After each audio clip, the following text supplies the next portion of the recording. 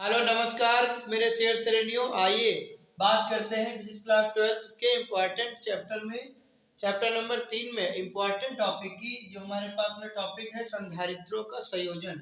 तो dear students, इसमें हम सीखेंगे संधारित्रों के संयोजन में दो तरह का संयोजन होता है। जैसे प्रतिरोधों का संयोजन होता है, दो तरह का श्रेणी क्रम संयोजन और समांतर क्रम संयोजन।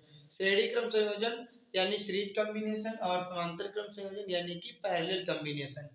जैसा कि हम लोग पढ़ते हैं वैसे ही संधारित्र संधारित्र के बारे में भी हम उसका संयोजन पढ़ेंगे। इस वीडियो में हम जानेंगे श्रेणी क्रम संयोजन के बारे में, और अगले वीडियो में हम पार्ट 2 में जानेंगे समांतर क्रम संयोजन के बारे में। तो क्या है श्रेणी क्रम संयोजन? सीरीज कॉम्बिनेशन क्या है हमारे पास में? सीरीज कॉम्बिनेशन, देखिए इसमें क्या होता है श्रेणी क्रम संयोजन में। इसमें ये है कि इसमें हम मान लेते हैं कि तीन हम संधारित्र ले लेते हैं। जैसे हमारे पास में पहला संधारित्र है C1, तो इसको हमने क्या किया, यहाँ बैटरी लगा दी। बैटरी यानी प्लस और माइनस, हमने इसको प्लस से चार्जिंग दे दी। तो धारा पता है सबको कि जो है प्लस की साइड से ही बहती है। तो हमने इसको प्लस आवेश दिया। तो इस वाले हमारे पास ये संधारित्र है, संधारित्र में दो प्लेटें लगी होती हैं।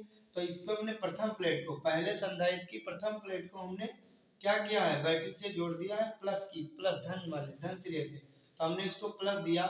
तो आपने पढ़ा होगा प्रेरण के आवेश, प्रेरण के कारण आवेश जो होता है, यहाँ से आपने मतलब आवेशन की विधियां पढ़कर आए होंगे आप पहले चैप्टर से।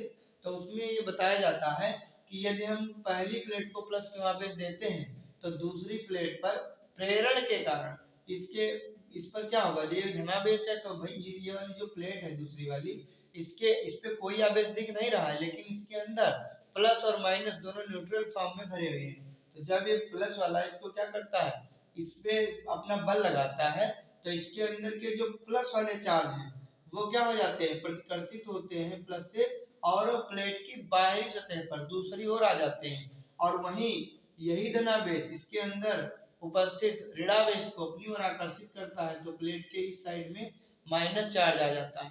समझ में आया? धनावेश धनावेश को प्रतिकर्षित करेगा तो दूर प्लेट के उस साइड धनावेश हो जाएंगे, प्लेट के इस साइड यानी आप ऋणावेश को अपनी तरफ आकर्षित करेगा तो माइनस का इस साइड में हो जाएगा। अब देखिए इसके बीच जो है हम यहाँ देखेंगे, यहाँ पर तो विभव कितना रहेगा, विभव इसके बीच में रहेगा यहाँ पे V1 कितना रहेगा, V1 रहेगा। अब देखिए आवेश कितना रहेगा, तो आवेश इसमें कह लीजिए या धारा कह लीजिए। तो जब भाई धारा एक ही तार से तो जा रही है, तो श्रेणी क्रम में धारा का मान क्या होता है, समान होती है। धारा रहती है समान, धारा माने I समान रहती है। तो जब I समान रहती है तो I बराबर फार्मूला भी पढ़े होंगे, Q इंटू मतलब Q बराबर I इंटू टी, ये पढ़ा होगा। तो जब धारा और आवेश है तो सामने सामने ही, जब धारा समान है इसका मतलब आवेश भी समान रहेगा। यानी इस पूरे परिपथ में कौन समान रहने वाला है, आवेश। अब देखते हैं यहाँ पर, तो ये हो गई पहली। दूसरी, अब देखिए ये दूसरा संधारित्र लगा रहे हैं C2, इसमें भी दो प्लेटें होंगी। अब यही वाला प्लस इस दूसरे संधारित्र की पहली प्लेट को हम दे देंगे, तो इस पे पूरी प्लेट पर क्या होगा, प्लस आवेश फैल जाएगा। फिर वही कंडीशन आ गई पहली प्लेट जैसी। अब ये क्या करेगा, ये प्लस वाला जो है प्लेट पर जो धनावेश है वो इस प्लेट के धनावेश को बाहर निकाल देगा दूसरी तरफ, और ऋणावेश को अपनी तरफ आकर्षित करेगा। फिर यही कंडीशन तीसरी प्लेट के साथ होगी, मतलब तीसरा संधारित्र जो हमारे पास में है।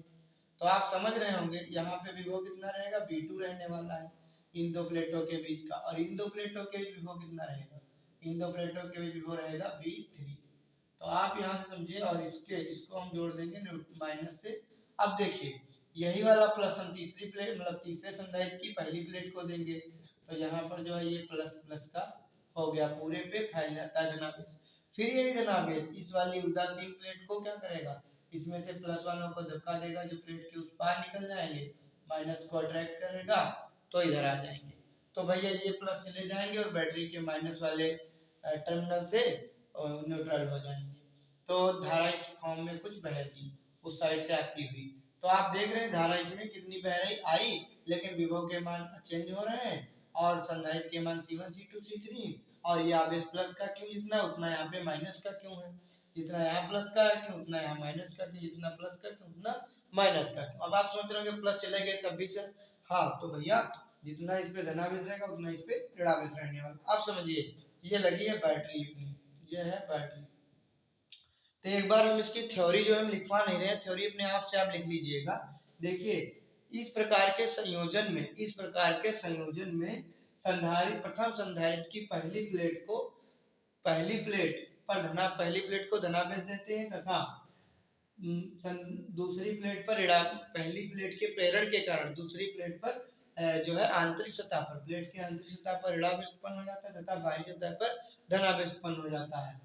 फिर पहले संधारित्र की दूसरी प्लेट को, ये दूसरी प्लेट है, पहले संधारित्र की यहाँ पे लिख देता हूँ, ये पहली प्लेट है, ये दूसरी प्लेट है, ये फिर पहली प्लेट है, ये फिर दूसरी प्लेट है, ये फिर पहली प्लेट है, ये फिर दूसरी प्लेट है। तब थ्योरी यहाँ लिखना स्टार्ट करिएगा कि इस प्रकार के संयोजन में प्रथम संधारित्र की पहली प्लेट को धनावेश देते हैं जिसके प्रेरण के कारण संधारित्र की दूसरी प्लेट पर आंतरिक सतह पर ऋणावेश व बाहरी सतह पर धनावेश उत्पन्न हो जाता है तथा प्रथम संधारित्र की दूसरी प्लेट के को हम दूसरे संधारित्र की पहली प्लेट से जोड़ देते हैं जिस पर कि धनावेश उत्पन्न होता है और जिस धनावेश के प्रेरण के कारण दूसरी प्लेट के, मतलब दूसरे संधारित्र की दूसरी प्लेट के